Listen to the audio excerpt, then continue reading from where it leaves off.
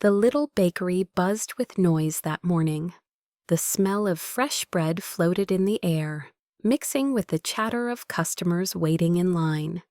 Then the door creaked open. An old man shuffled inside, his coat frayed at the edges, shoes worn thin.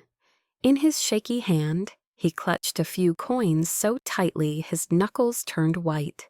A couple of teenagers near the counter snickered.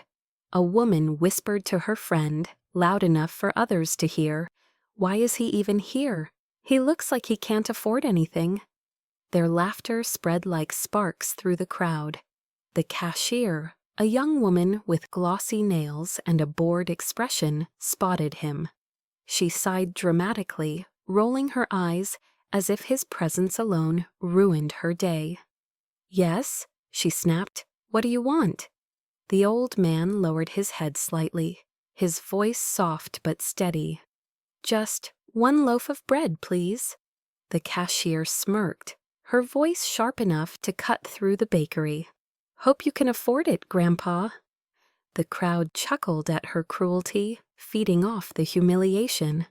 But the old man didn't flinch. Instead, his trembling fingers moved slowly to his pocket.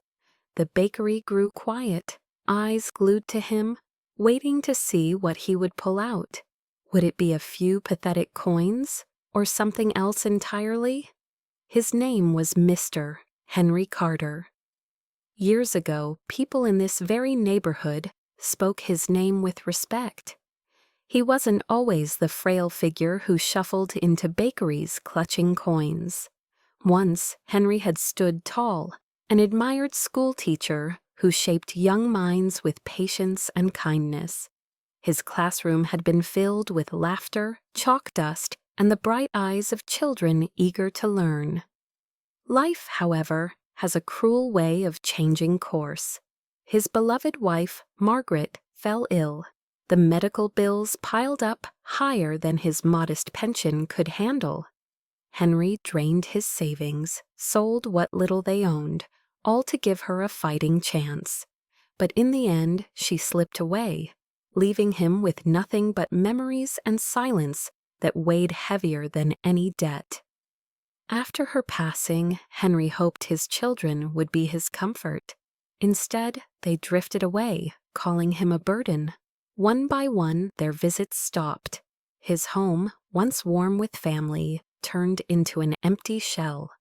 Pride kept him from begging for help, so he lived quietly, scraping by, never asking for more than the bare minimum. Yet there was one thing he never let go of: an old leather wallet, worn at the corners, always tucked close to his chest. To strangers, it looked worthless, but inside lay a symbol of his past, something tied to his dignity, his worth, his true identity. It was more than paper or plastic. It was a reminder that Henry Carter, though forgotten by the world, had once mattered. And in moments like this, when humiliation burned hottest, that wallet carried a secret powerful enough to silence a room. The cashier leaned against the counter, her smirk spreading wider. "Tell you what, Grandpa," she said, her voice dripping with sarcasm, "I'll save the bread for paying customers. You understand, right?" The words cut through the bakery like a whip. Laughter erupted from the line behind him. A young man near the door chuckled and muttered, "Guy probably hasn't seen real money in years." Another woman covered her mouth, trying to hide her giggles, but her eyes sparkled with mockery. Henry's shoulders sagged, but he didn't move. He could feel the heat rising in his cheeks, shame pressing down on him like a heavy coat. He lowered his gaze to the tiled floor, gripping the counter to steady himself. Then came the sharp clink of metal. A man in a business suit tossed a coin onto the counter, the sound echoing in the silence that followed. "Here you go, old-timer," he said mockingly. "Now you can almost afford it." The crowd roared with laughter again, some shaking their heads as if the scene was pure entertainment. Henry's chest tightened, but he forced himself to breathe. His hands trembled, not from weakness, but from the weight of holding himself together. He wanted to walk out, to escape the cruel eyes boring into him. But something inside him whispered, "Not this time." Slowly, deliberately, he reached into his coat pocket. The laughter quieted. People leaned forward, curious now. What could a shabby old man possibly have to pull out? His fingers brushed the familiar, worn edges of the leather wallet. It was old, scratched, but still intact, his last link to the man he once was.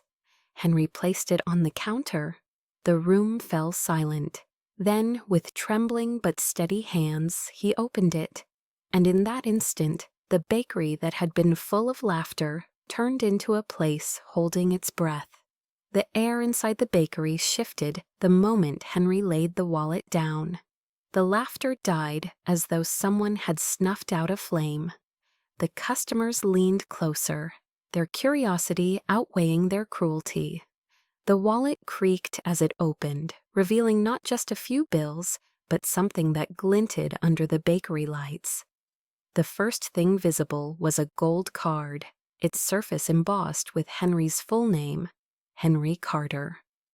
Not a cheap debit card, but one reserved for the kind of people most only read about. Bank executives, CEOs, the ultra-wealthy. Gasps rippled through the crowd.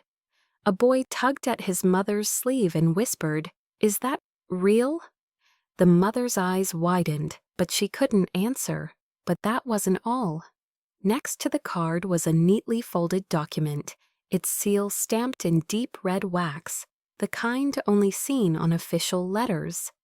The cashier froze, color draining from her cheeks as she read the bold signature across the bottom.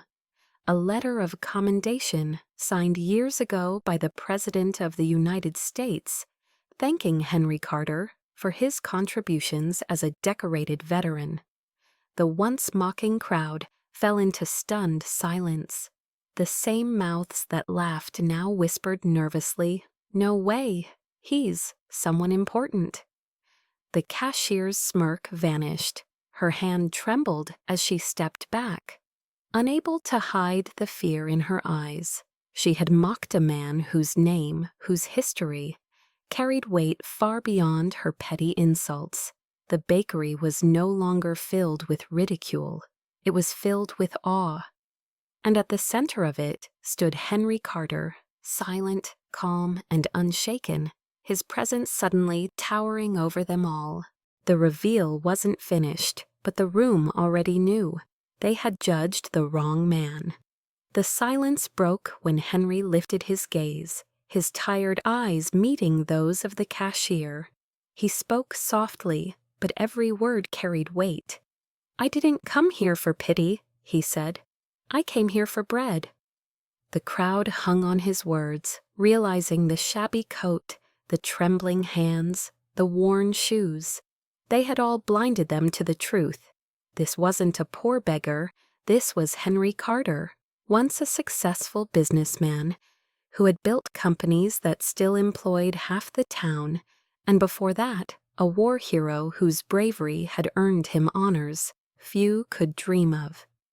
He had wealth, influence, respect, but he had chosen a quiet life after his wife's passing, retreating from the world that had taken everything personal from him.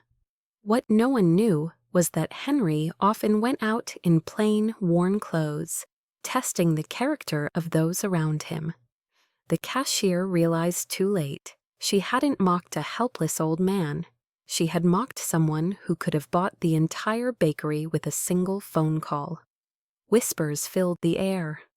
"That's him. I read about him in the paper once." "He's a millionaire, isn't he? Why didn't we recognize him?" Henry stood straighter now, no longer hunched by shame. The reversal was complete.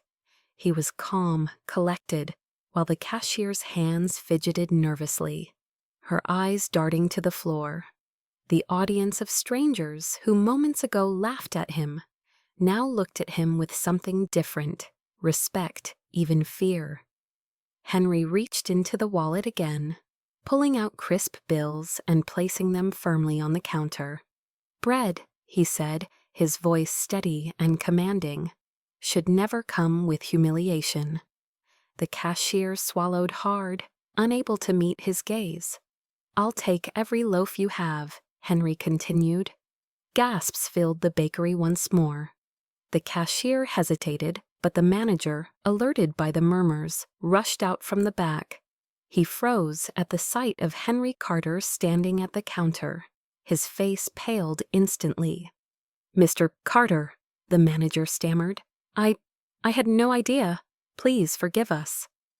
Henry ignored the apology and gestured to the line of weary faces behind him. Mothers with children, workers in ragged uniforms, people who looked like they could use kindness far more than judgment. He pointed to them and said, "Bag them all. Every loaf of bread goes to them." The customers erupted into applause. Some clapped, others cheered, while the families at the back teared up as bags of bread were handed into their arms. The crowd that once mocked him now stood united behind him. The manager's anger turned on the cashier, his face red.